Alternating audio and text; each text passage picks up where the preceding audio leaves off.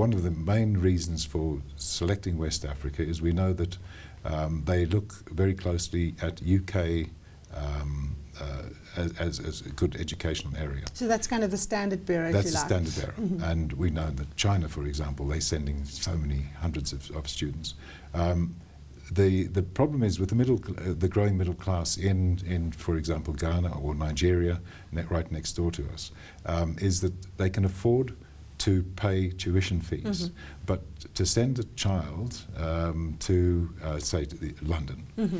to study, it's going to cost as much in living expenses, and they're also going to be out of reach of the family. Absolutely. And it's very, very expensive. Mm-hmm. So they can afford tuition, but they can't afford living at home. Yeah, and of course, if it's within the region, it's accessible and affordable. Precisely. Professor Grainger, what I wanted to ask you, the intake in Ghana is obviously going to be different. You were saying in Dubai, you provide a kind of niche opportunity for yes, expats. Precisely. But in Ghana, it is hoped that locals and other, people from other regions in the West Africa will come to the university. What is your expectations in terms of the uptake? How large do you envisage your student population to be? Well, we're working on the basis that we should have 5,000 students within the next, say, 10 years. Mm-hmm. I think that's an ideal size for a private university. We understand, we've visited there on numerous occasions, and we've talked with Lancaster, and we've made mutual visits to Ghana, spoken to government and to other universities. The demand within Ghana itself is quite phenomenal. Mm-hmm. And then we have Nigeria next door and Ivory Coast, and Ghana's looked on as the hub of education mm-hmm. within West Africa. Kind of a centre of excellence, yeah, the centre of excellence. And they're just unable to meet the demand of students. Mm-hmm. We will be focusing on making it a comprehensive university.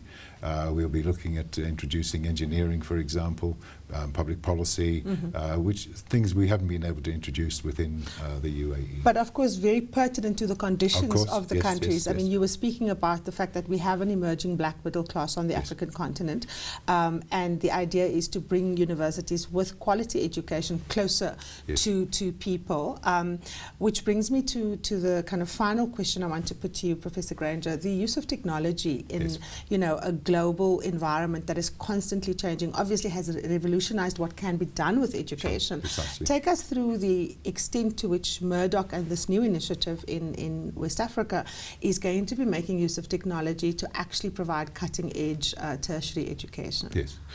We acknowledge already that technology is going to play an increasing important role in universities. We, however, do not want to go to the stage where we are entirely online.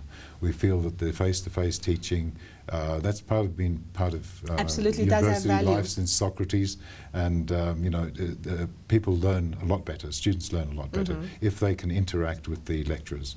However, that said, a lot of the materials that we use will have been pre-recorded, will have been come from lectures, for example, held in Lancaster, recorded, and then sent out to Ghana to assist mm-hmm. in the learning process.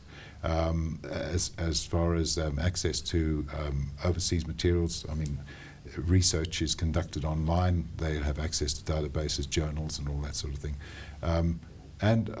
There's still things with technology that we can't comprehend yet. Yes. I mean, smartphones are now taking over to a certain extent. Students will have access to the university core curriculum mm-hmm. on smartphones, on iPads and whatever. So we will be working in conjunction with technology.